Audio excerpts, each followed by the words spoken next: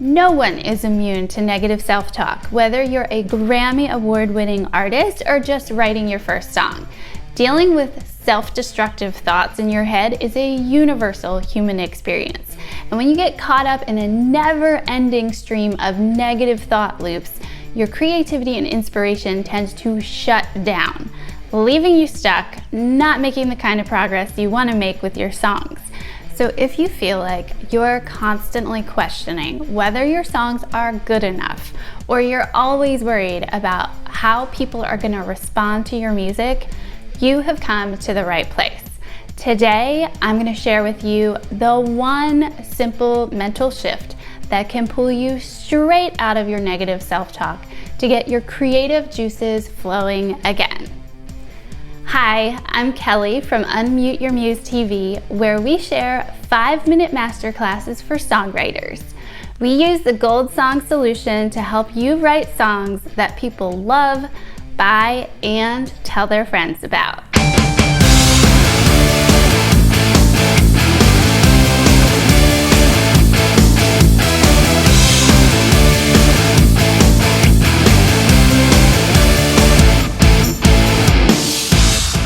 Now, before I share the simple shift in your thinking that will help you get back into the zone of your creative flow, there's some brain science at play here that you need to be aware of.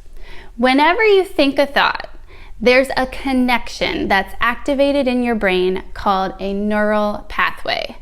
Without getting too technical or geeky here, what's basically happening is that you continue to strengthen a pathway in your brain when you think the same kind of thought over and over again, to the point that there's no effort involved in actually thinking that thought anymore.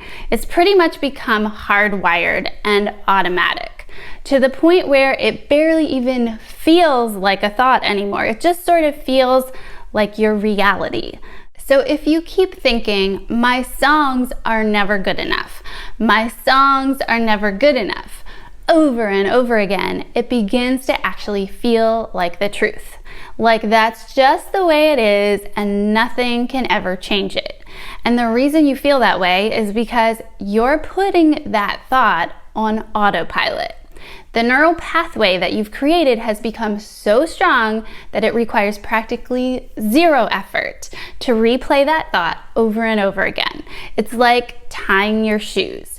You've done it so many times now that you aren't actually focused on how you're holding the shoelaces and what you're doing with your fingers.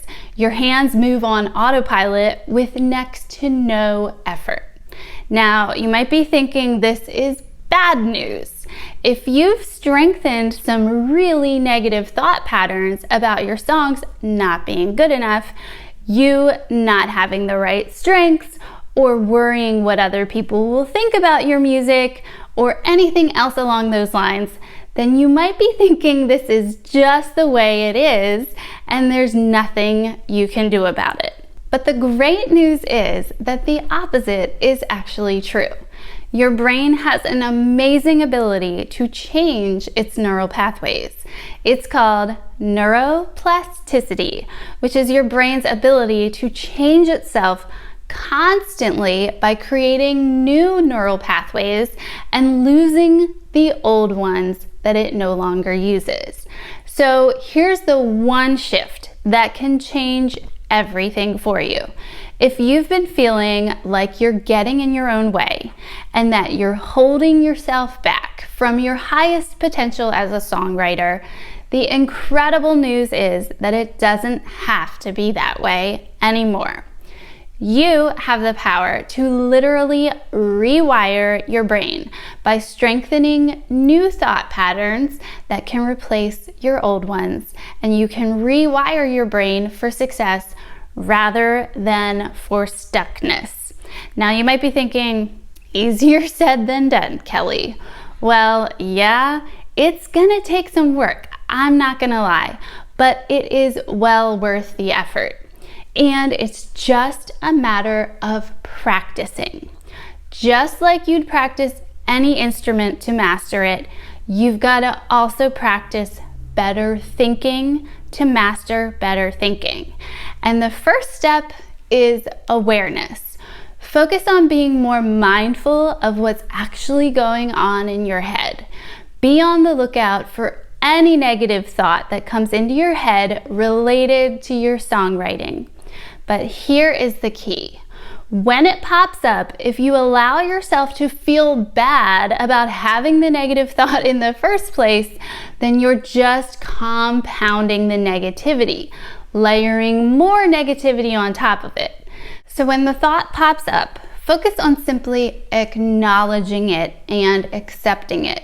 Instead of condemning yourself for thinking that way, get curious and have compassion. You wouldn't condemn a friend for having a negative thought about themselves, so be cautious not to do that to yourself. Explore why this thought is coming up and let yourself know that it's okay. The more you develop an awareness over why the thought keeps coming up and letting that be okay, the less of a grip it will actually hold over you. And eventually, not quickly, but eventually, as you practice this curiosity and compassion, you'll be able to begin shifting toward a whole new, believable thought. You won't be able to trick yourself by saying affirmations like, "I write the best songs in the universe," if you don't actually believe it. But when a negative thought pops up, you can take the power out of it by shifting to something you do believe, like remembering the genuine words that others have shared with you about how much they've loved your songs in the past. And if you have a hard time finding a positive thought to shift to, you can even start with a simple neutral thought. When you hear yourself saying something like, "My songs are never good enough," just start focusing on something as simple as, "I write songs. I'm a songwriter." Something that takes the negativity completely out of the situation and still feels believable. Now, like I said, changing the wiring of your brain isn't something that's going to happen overnight. But if you are really sick of holding yourself back, this is something you can overcome. Start with awareness and acceptance. Then move into curiosity and compassion. And simply practice shifting to a neutral and then a positive thought that you 100% believe.